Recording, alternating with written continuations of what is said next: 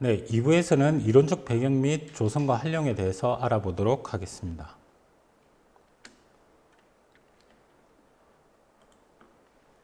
과거의 공공디자인과 오늘날의 공공디자인이 어떻게 바뀌었는지 간략히 알아보도록 하겠습니다.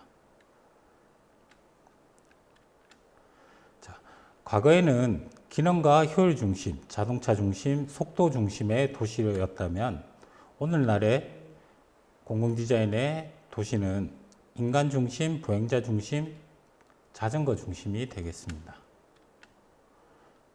건설과 산업, 역사와 전통이 단절된 도시를 만들고 있지만 오늘날에는 문화와 예술 중심, 그리고 콘텐츠 중심의 소프트웨어 시티가 이루어지고 있습니다. 과거에는 전시형, 관저형, 그리고 에너지 과잉 도시로 이루어졌다면 오늘날에는 참여형과 체험형, 그리고 에너지 효율성이 높은 도시로 만들고 있습니다. 공공디자인은 정부의 도시재생 뉴딜 정책이라는 국정과제를 선정하여 주민과 함께하는 디자인 비전을 제시하고 전국 도시재생 뉴딜 사업이 추진 중에 있습니다. 공공디자인의 개념은 공공장치, 시설물, 서비스 등 보다 합리적이고 보다 아름답게, 보다 편리하게, 보다 쾌적한 환경을 추구하는 것을 말합니다. 다시 말해서 눈으로 보고, 듣고, 만지고, 긋고, 말하고, 먹고 하는 생활 전반적인 모든 부분들을 보다 쾌적한 환경으로 만드는 것을 말하고 있습니다. 과거의 공공디자인은 간략하게 말하면 정치적인 목적으로 많이 사용되었습니다. 그래서 콜로세움이라든가 대중목욕탕, 그리고 그리스의 아고라 광장, 런던의 근대 광장입니다. 공공디자인의 유형을 학술적으로 평가하면 사적인 부분과 공공적인 부분으로 나눌 수 있습니다.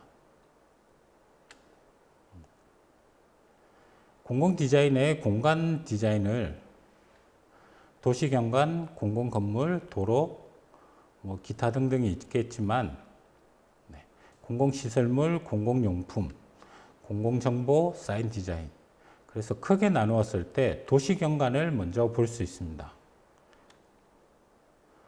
우리가 도시경관을 볼 때 나타나는 부분들, 도시가 얼마나 아름답고 쾌적하고 사람들이 생활하기 편한지에 대한 부분입니다. 그래서 크게 나누었을 때 환경 부분에서 가로 환경입니다. 사람들이 걷고 다니고 움직일 수 있는, 그리고 광장입니다. 함께 모여서 함께 움직이고 즐길 수 있는 공간이 되겠습니다. 그리고 공원입니다.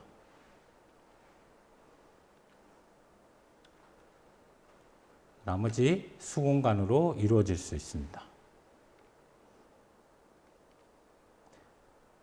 분수, 수로, 쿨링포고 등으로 최근 미세먼지 등의 어떤 대기오염의 중화를 위해서라도 꼭 필요한 부분이 되겠습니다. 공공디자인의 유형에서 시설물들은 굉장히 많은 부분들이 있습니다. 가로등, 신호등, 안내판, 벤치, 기타 등등 굉장히 많은 부분들이 있지만 이런 부분들을 하나하나 볼 수 없지만 공공디자인의 필요성에 대해서 왜 필요한지 우선 사진을 한번 보시죠. 1910년대의 청계천의 모습입니다. 1950년대 해방 직후의 청계천의 모습입니다. 여러분들이 늘 보셨던 현재의 청계천 모습입니다. 그렇다면 공공디자인이 왜 필요할까요? 공공디자인은 삶의 질적 향상뿐만 아니라 문화가 발전하고 경제에도 큰 영향을 끼칩니다. 자, 이곳이 어디일까요? 이곳은 전주에 있는 자만벽화 마을입니다. 한옥마을은 1911년 말 전주 읍성을 남문으로 제외하고 성곽 모두 철거되면서 일본인들이 성 안에서 거주지를 옮기기 시작하였고, 늘어나는 일본인 주택에 대한 대립의식과 민족적 자긍심을 위해서 뭉친 우리 한옥천을 형성하기 위해 시작되었다고 합니다. 그래서 잘못된 공공 디자인은 우리 문화의 정체성을 해치고 많은 세금을 낭비하기도 합니다. 자, 한 번씩 들어보셨을 텐데 셉테드라고 범죄 예방 환경 설계라고도 하지만 취약한 환경 변화를 통해서 범죄를 예방하는 디자인입니다. CCTV 및 가로등입니다. 부엉이 모양으로 늘 지켜보고 있다는 유머를 내포하고 있습니다. 자, 왼쪽을 보시면 어두운 골목이 보이실 텐데 사람이 지나가면 센스가 설치되어 조명이 켜지는 방식으로 되어 있습니다. 네, 왼쪽도 마찬가지죠. 네, 이렇게 바뀌어 갑니다.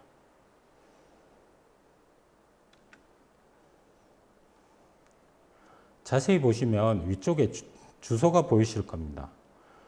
위쪽에다가 주소를 설치한 이유는 어떤 일이 생겼을 때 자기 위치를 쉽게 파악할 수 있도록 디자인된 것입니다. 주소 표지판을 찾기가 힘들어질 때 자기가 급한 일이 생겼을 때 어떤 위치에 어디에 있다라는 걸 쉽게 볼 수 있게끔 디자인된 것입니다. 지킴이와 경찰서 모습이 특히 경찰서 같은 경우에는 부엉이 모습으로 표현되어 있습니다. 밤에도 늘 함께 한다는 의미를 담고 있습니다. 순찰자 거점 공간으로 해서 거시적인 효과를 나타내며 범죄자들에게 이곳은 순찰차가 항상 다시 올 수 있다라는 인식을 심어주게끔 만들어 놓았습니다. 옛날에는 철창이나 깨진 유리병을 통해서 담벼락을 막았다고 치면 지금은 아름답게 조형물로 바꾸면서 잡고 넘어갈 수 없게끔 잡으면 돌아가게끔 되어 있습니다. 이렇게 환경을 바꿈으로 해서 범죄율을 낮출 수 있는 것을 셉테드라고 합니다. 네. 아까 일부에서 말씀드렸던 것처럼 유니버셜 디자인에 대해서 간략하게 설명해 드리겠습니다. 유니버셜 디자인은 보편적인 설계라고 해서 모든 사람이 함께 사용할 수 있는 디자인을 말합니다. 대표적인 예로 문손잡이를 볼 수 있는데 이 문손잡이 같은 경우에는 일반인들은 크게 사용하는데 불편함이 없을 수도 있으나 만약에 불이 났다고 상상을 했을 때 6살 아이가 이 문을 열고 나간다고 치면 아마 성인들은 크게 문제는 되지 않을 겁니다. 근데 여러분들이 6살이 되었을 때 이 문을 연다고 치면 아마 손을 갖다가 주먹을 꽉 쥐고 손목을 꺾어서 이걸 돌린다고 생각을 하시면 굉장히 불편하겠죠. 그래서 오른쪽에 보는 것처럼 쉽게 누구나 사용할 수 있게끔 디자인된 것이 유니버셜 디자인입니다. 대표적인 예 중에 또 하나는 수도꼭지입니다. 저희가 수도꼭지를 똑같이 돌렸을 때 이런 부분들을 아마 주먹을 꼭 쥐고 이렇게 돌린다고 치면 굉장히 힘들 겁니다. 그래서 올리거나 내리거나 이렇게 했을 때 쉽게 물을 틀 수 있게끔 디자인한 것이 유니버셜 디자인입니다.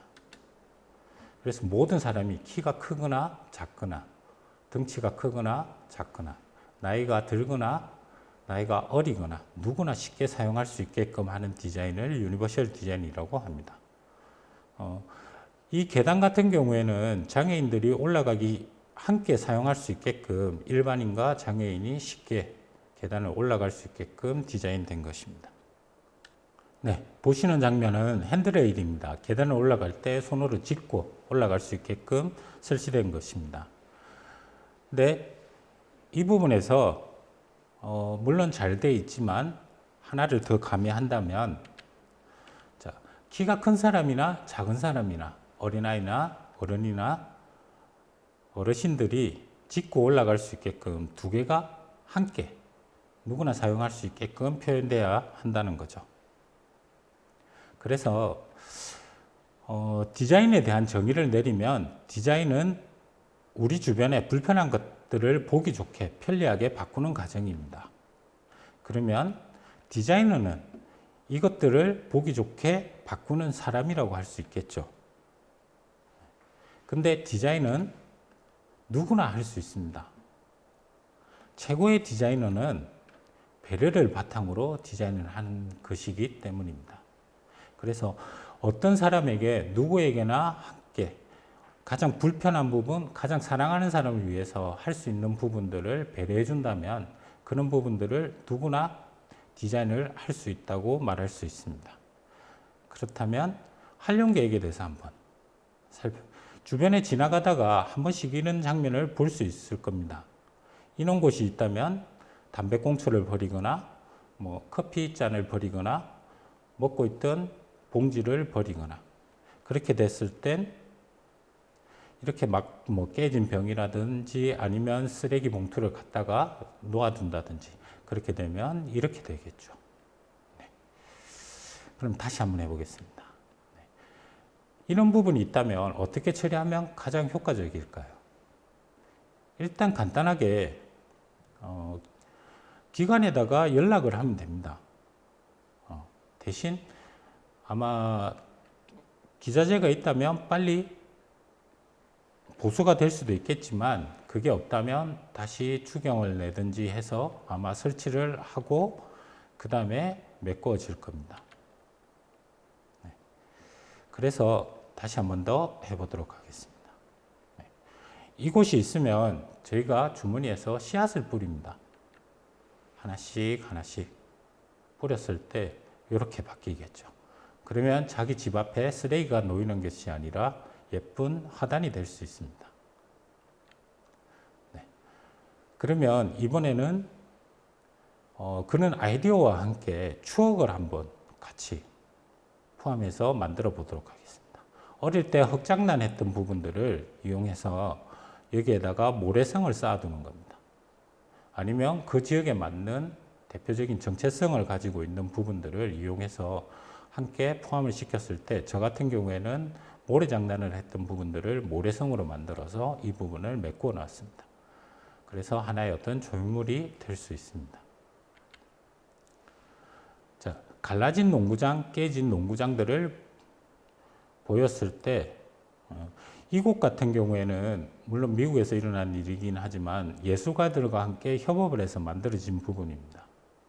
그래서 이 깨진 농구장에다가 금색으로 이 갈라진 부분들을 메꾸고 그리고 칠을 조금 더 해서 세상에서 가장 럭셔리한 농구장으로 바뀌었습니다. 네. 이 강의가 시청 후적지 및 달성 토성에 대해 아이디어를 제안하는 데 많은 도움이 되었으면 합니다. 감사합니다.